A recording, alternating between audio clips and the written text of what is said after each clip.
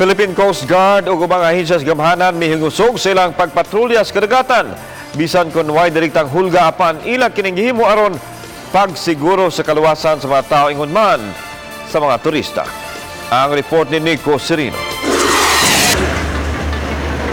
Mihimo og Maritime Safety Enforcement Patrol ang nagkalain-laing ahensya sa kagamhanan kaganiha. Gipangunayan kini sa Coast Guard, Department of Tourism ug Maritime Industry Authority kun Marina. Ilang giinspeksyon ang lain-laing mga sakayan pandagat, labi na ang alang sa turismo didto sa kadagatan sa Mactan. Diyan sa kolorum na yan, hindi naman natin i-deny.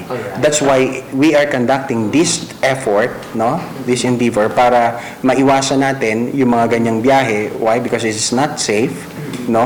At ang gusto naming ipahatid talaga at i-inform sa kanila is tulungan sila na mag-register. Pasabot sa Coast Guard, regular na ang ilang gihimo nga mga inspection ug monitoring sa ilang jurisdiksyon.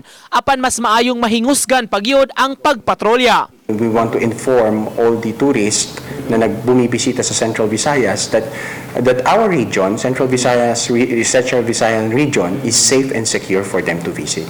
Plano karon sa ahensya, punan pa ang mga Coast Guard substations sa rehiyon aron mas mapahingusgan ang paghimo nila sa ilang mga tahas, labi na ang pag-secure sa kadagatan ug kabaybayunan.